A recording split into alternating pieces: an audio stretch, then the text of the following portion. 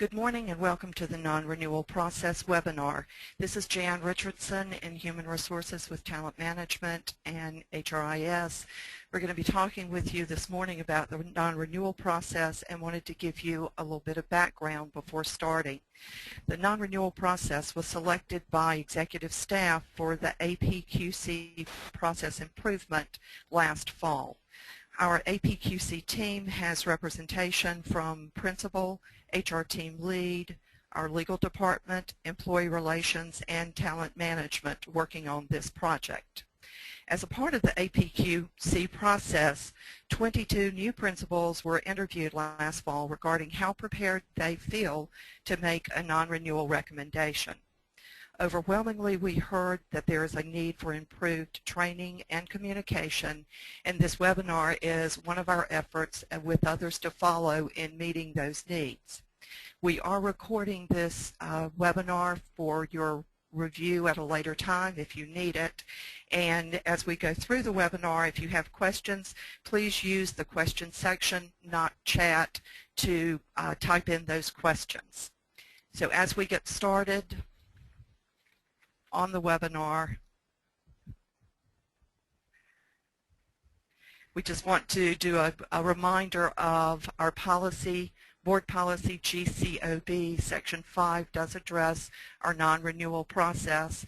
This policy has been revised and was just approved by the board at this past Tuesday's meeting to update the policy for changes in the law around Senate Bill 402 of no longer awarding career status and the communications between the teachers who are recommended for non-renewal and the documentation that is provided to them as a result of the non-renewal recommendations.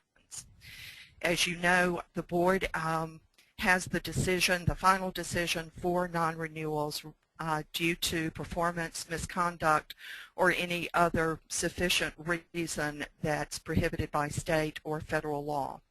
Obviously, any recommendation must have sufficient support to document the issue and the support that's been provided to the employee to improve performance or resolve whatever issue is a problem. With this, I will turn it over to Suzanne to continue the webinar. Good morning. So one of the primary causes or concerns for principals are teachers and licensed support staff with performance concerns. And as we are looking at documentation, we want to make sure that the documentation is not arbitrary, capricious, discriminatory, or has any personal or political reasons behind it for a recommendation for non-renewal.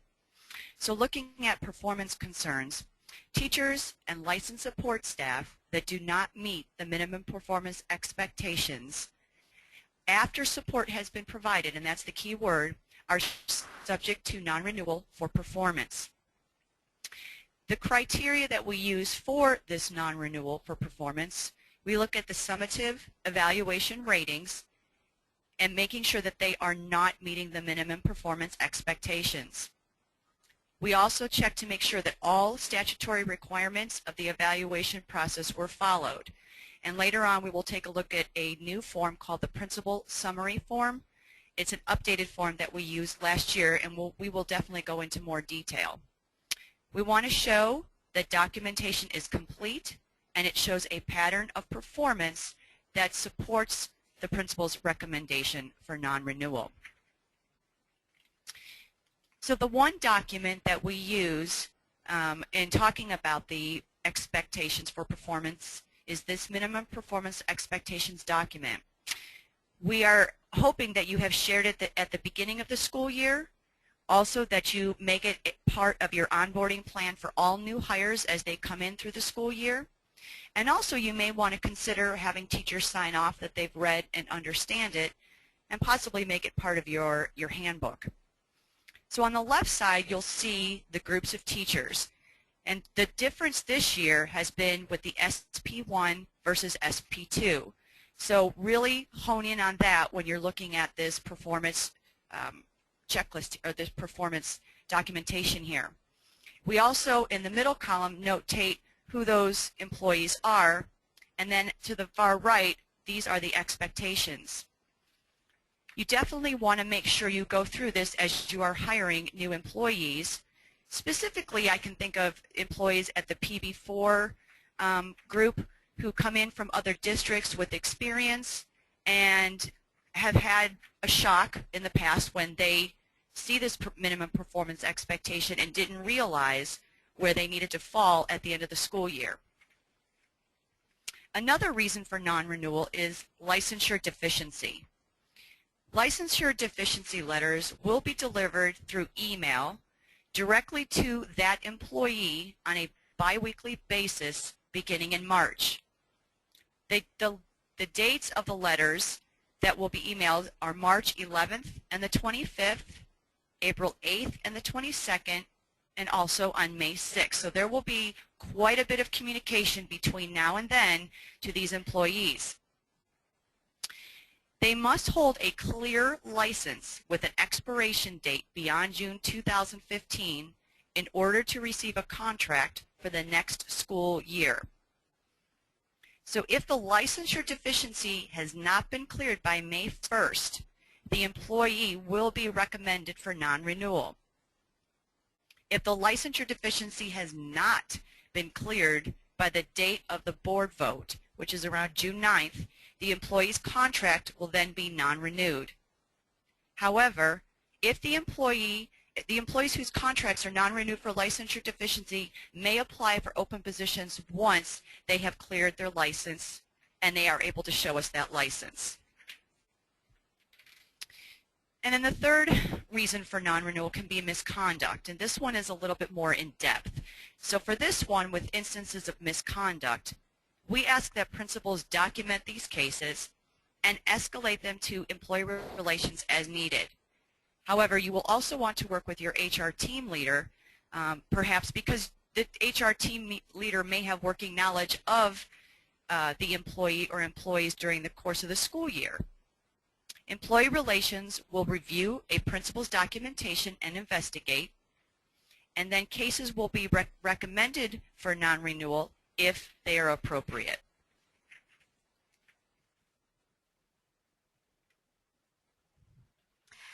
Good morning, this is Jamie Brooks. I'm a principal here in CMS, and I have been a part of this APQC review process for non-renewals. I'm going to talk to you for a couple of minutes about the required documentation, specifically speaking about performance concerns.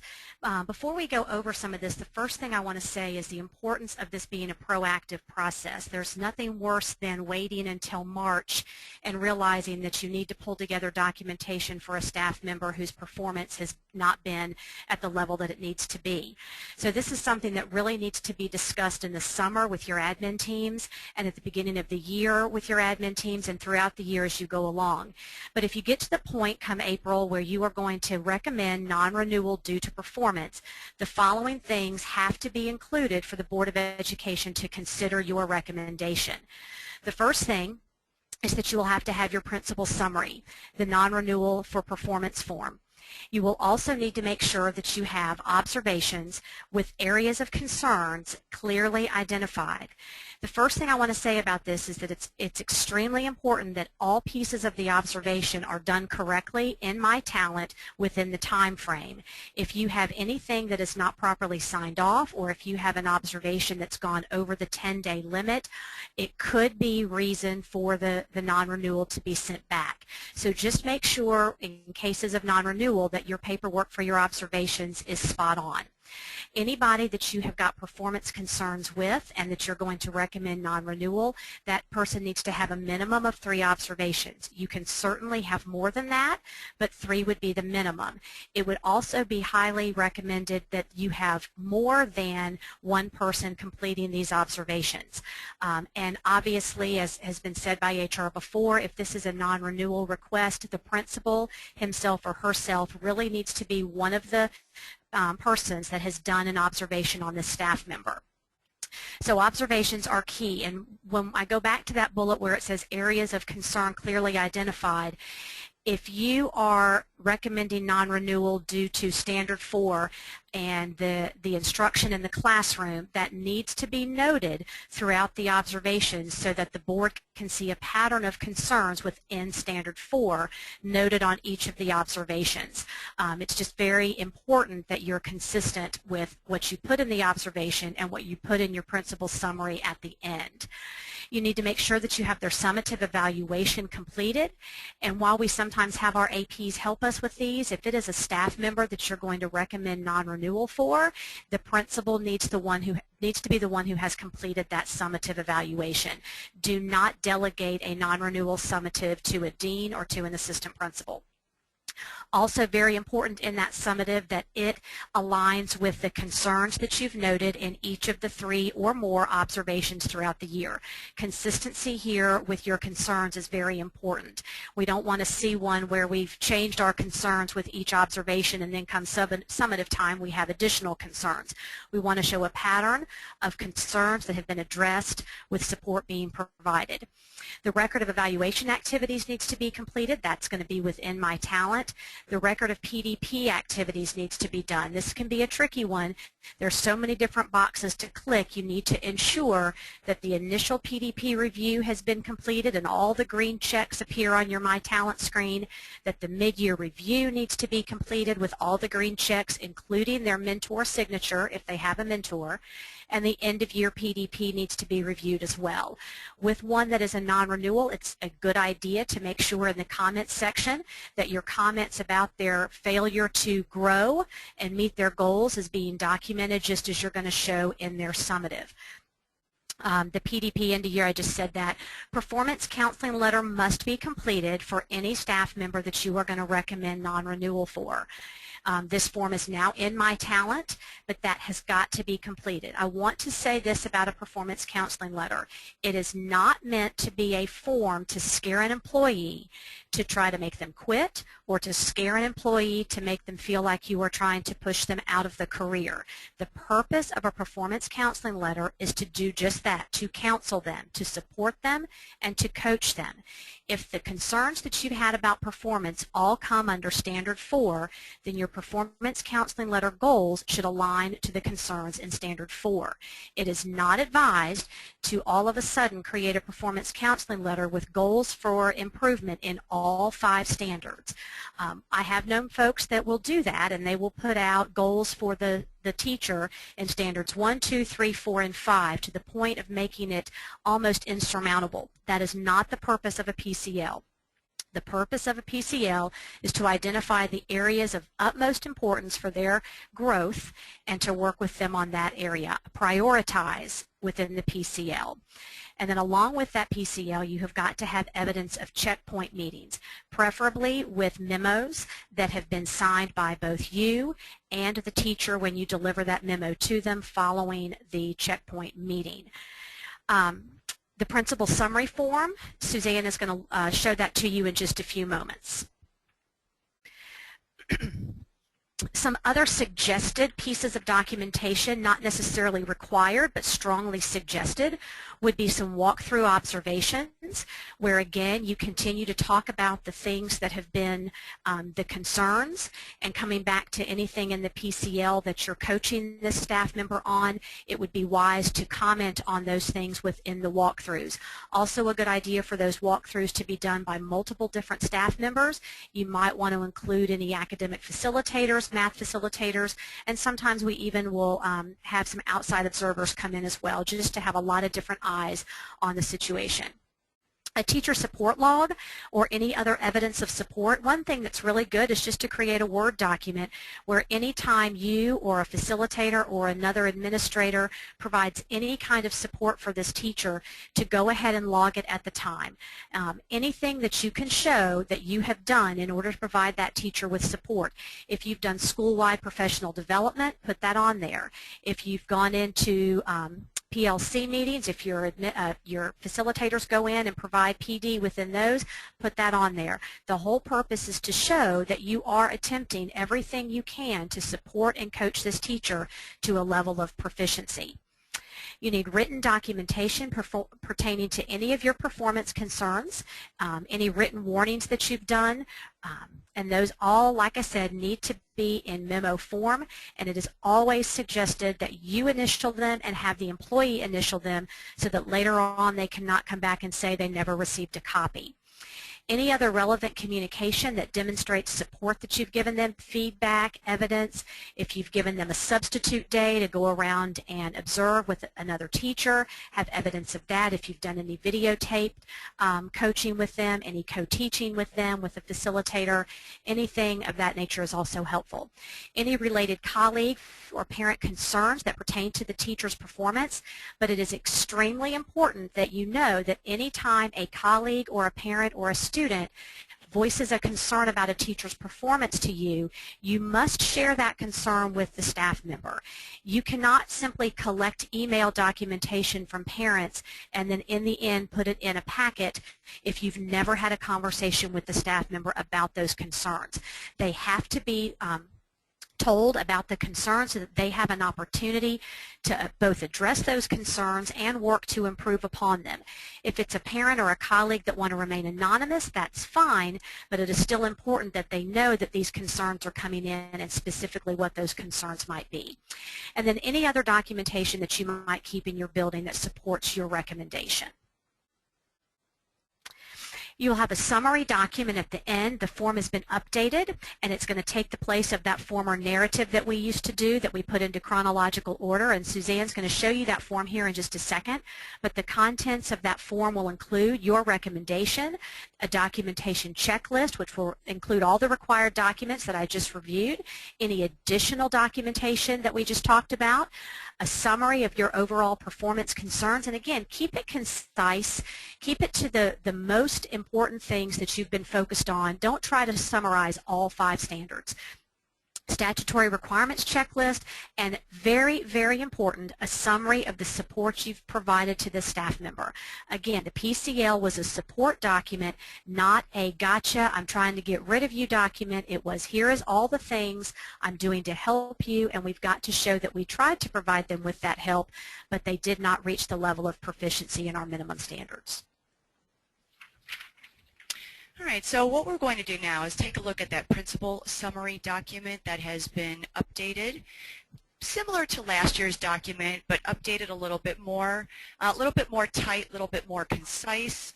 What I've heard from principals is, what do you want for me to turn in? What should the documentation look like? And in the past, you know, we've received very large notebooks full of documentation, and what we're really looking for now is more quality versus quantity.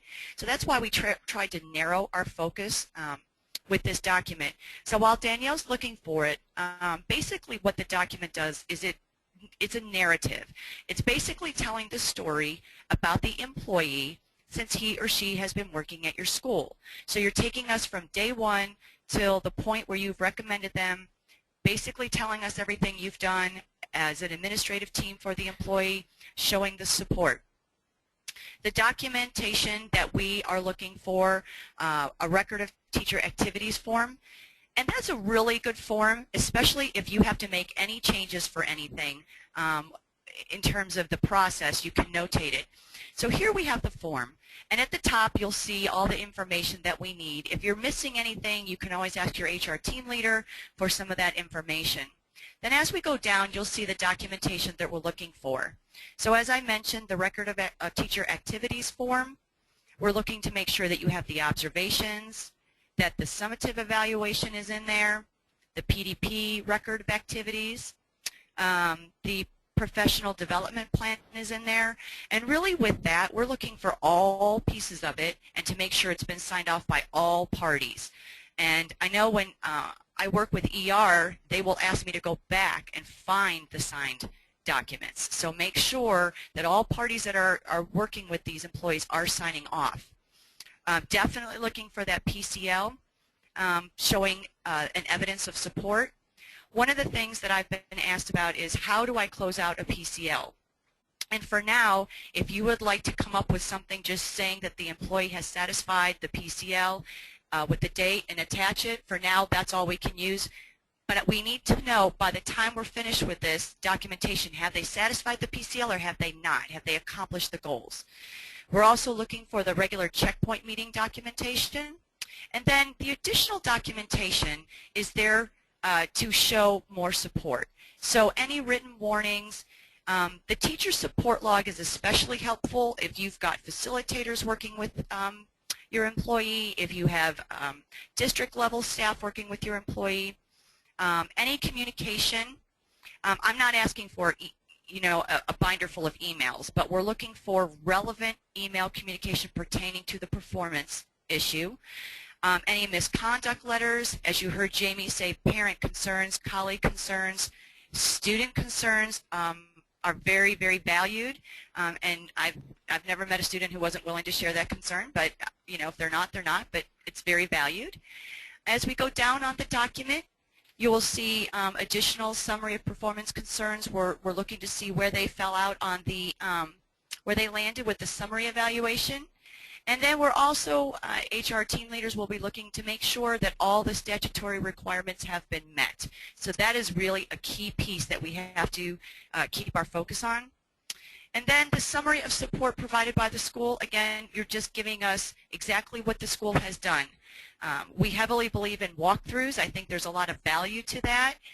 Once the teacher is used to you walking in and out of that classroom, not just you, but the team, you're going to see more instead of them putting on their best behavior for when you come in. So if they're used to you coming in, after a while, they'll just keep going about their business, and you'll be able to see what's actually happening in that classroom. And then any additional documentation that the school has done, and you can see the HR team lead will sign off on it. And then if we feel there's a need to escalate it to employee relations, we will. So it's a very thorough process this year, but very concise and very tight.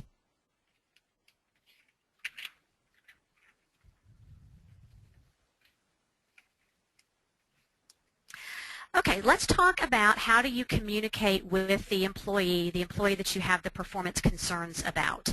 So if you get to the level of wanting to recommend non-renewal, it requires evidence that the employee has been made aware of the concerns and has been provided with the opportunity and the support to demonstrate improvement to the proficient level. The best thing to do is to be proactive with this, and the minute that you start having concerns, to begin having documentation and communication with that employee. Starting, like Suzanne said before, at the beginning of the year with giving every staff member a copy of the minimum expectations. It's a great idea to put that in your handbook. It's a great idea to have them sign off on that so that they are aware, and you have in writing with their signature that they are aware of the minimum requirements. So then as the year goes on and you begin having concerns, this is why it's important to have those noted in the observations so that it can be documented from observation number 1 that there were concerns. Whether that PCL is in place yet or not, you can go back and show that there was a concern in Standard 4 in September. So once you have decided that you're going to use a PCL, again, it's important to communicate that with the employee. What I like to do with a PCL is to sit them down, go over it with them, not sign off on it at first, but allow them to give some feedback and some input into what they believe are areas that they need coaching with, and strategies and support that they would like to have in place. So a lot of times I will let them take the PCL back for a day or two and then come back to the table with their own feedback and input, and I will actually put that into the PCL per the staff member's own feedback. He or she would like assistance with ABC. That way it seems like a mutual coaching document and not a gotcha document. So the other thing that's very important is to have the evidence that you have had communications with them about their PDP, the PCL, and any other communication. So when you make that performance counseling letter with them and you sit down with them, it's a good idea at that point to go ahead and list out on that PCL dates that you're going to come together to have checkpoint meetings, to have that communication. It's a good idea to do that every couple of weeks. And go ahead and put it on your calendar and hold yourself to it. Sometimes it's a good idea to say the week of and not a specific day in case something comes up in your calendar and you can't actually make it at that date and time. You can still be in that window and be within what you've said you're going to do in the PCL. Anytime you meet with that staff member, for a checkpoint meeting, it's always a good idea to remind them about the minimum requirements.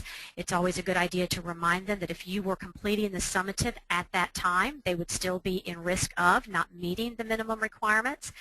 And following your meeting with them where you're reviewing their progress, it is a necessity that you follow up with something in writing, preferably a memo that you sign and that they initial, where you will just simply summarize your checkpoint meeting conversation. I usually do that in bullet form. The other types of communication you'll want to have, as we said before, if you sit down with them in any way to discuss parent concerns, student concerns, always follow that up with a memo, just simply summarizing your conversation. Some other things that will be important for you to cover with them in the summative conference that you have. When you do their summative, remember at that time you're simply doing a summative like you are for any other staff member.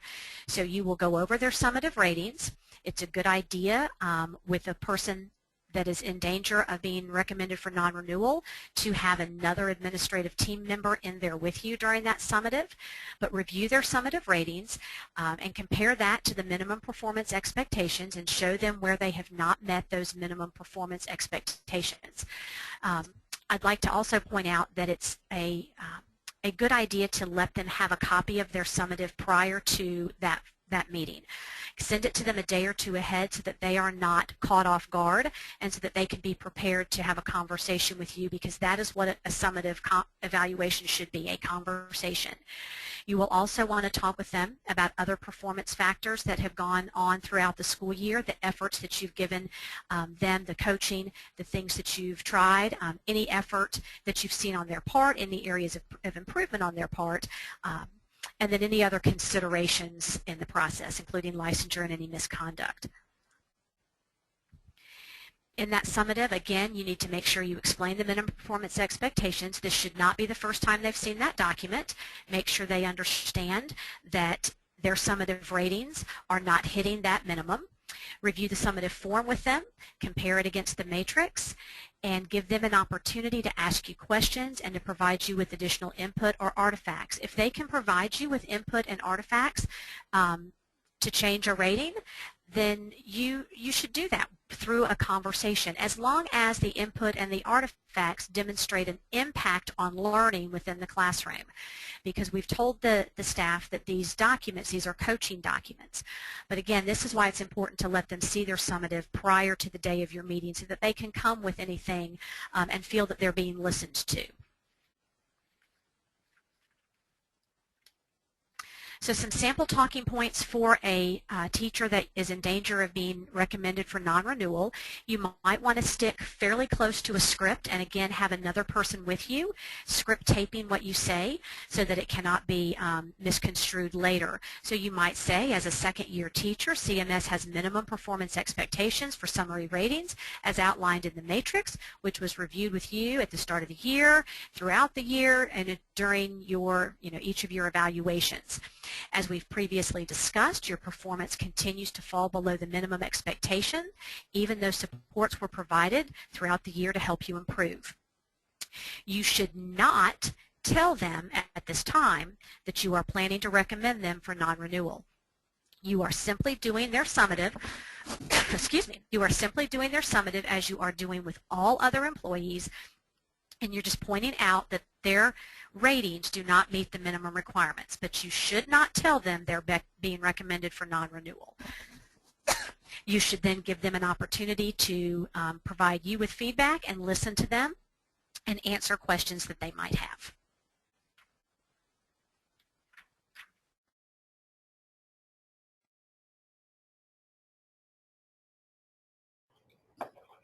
Okay, so at this time, we are going to take talk just a brief minute about submitting documentation for non-renewals this year. For the 2014-2015 non-renewal process, we are working to simplify this as much as possible for principals. As a result, we are still working on exactly how that process is going to look this year.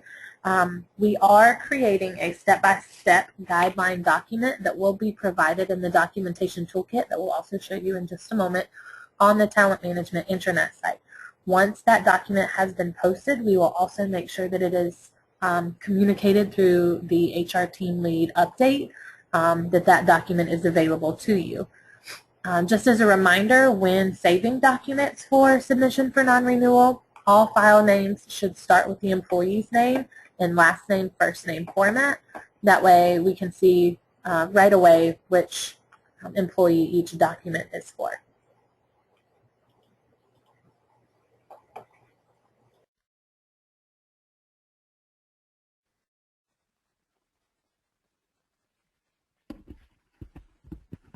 So we wanted to wrap up by talking with you about what happens once you submit documentation for non-renewal and show you where you can find the toolkit. On April 16th, we are looking for the non-renewal recommendations for our traditional and middle colleges. On April 23rd, for our Project Lift and continuous learning schools. On April 16th through April 24th, you will be submitting the electronic documentation for the non-renewals. Then starting on April 24th, as the team leads have been working with you consistently on the folks who are having performance issues, the team leads will be reviewing the documentation, and as necessary, the documentation will then be reviewed by a panel of staff from legal, employee relations, and human resources. Then in May, on May 6th, is the deadline for HR to review all of the non-renewal recommendations that need further review. We have designated May 7th through May 12th to get the notification letters hand-delivered to you from Human Resources. That does go over a weekend, so it's a Thursday, Friday, and the following Monday and Tuesday. Our goal is to get them out, if at all possible, on that May 6th and 7th on Thursday and Friday. Just as a reminder, as you probably are already aware, we are asking that if you, the principal, are not going to be on campus on the day that letters are delivered, then you let the team lead know who will be your designee to receive those letters. On May 12th, we are asking that principals confirm back to HR that notification letters have been hand-delivered to the folks being recommended for non-renewal, and also to let us know if there are any letters that could not be hand-delivered so that we can get those out through registered mail. At that point, information is made available to the board chair and vice chair for their review of cases submitted. Then May 17th through May 22nd is the timeline for any teacher who has been recommended for non-renewal to submit their petition for a hearing. Just a note that since we are no longer awarding career status, no hearings are mandatory. All of these are reviewed by the board chair and vice chair and a decision made as to whether or not to allow a hearing to be done. Then in June, and a slight carryover from May 22nd through June 9th, the board is continuing to review all of the information, and just as a backdoor view, during that time we are also removing names from the non-renewal recommendations as individuals make the decision to resign in lieu of being recommended for non-renewal, or as those individuals with licensure deficiencies clear that deficiency. Then on June 9th, we will take all of our non-renewal recommendations to the board for a vote, along with all contract renewals. And on June 11th, we will notify teachers of the non-renewal decision. We wanted to give you this link for the toolkit, and Danielle is going to pull that link up. You saw it just a minute ago with the checklist that you're going to be using. And if you click on Documentation Toolkit Teachers, you will see all of the available resources to you. We will be adding some additional resources over the next week or so to give you some examples to go by for performance counseling letters and written warnings. So hopefully you found the information that we've provided to you helpful. We want to point out that we're really focusing on helping you understand that we are looking at quality documentation, not quantity documentation. So we are not looking for reams of documents, but that we fully show what the performance or misconduct issues are, and that support has been provided to do everything we can to improve that employee's performance before we get to the point of non-renewal.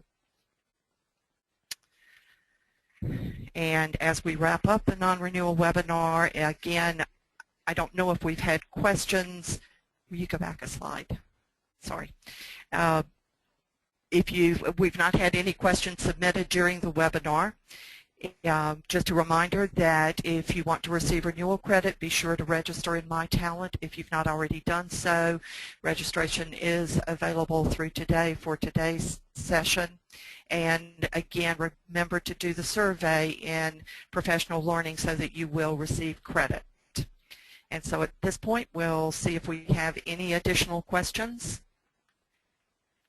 And if not, again, we have the contact information that I'm sure you have your team lead already on speed dial on your desk phone and your cell phone.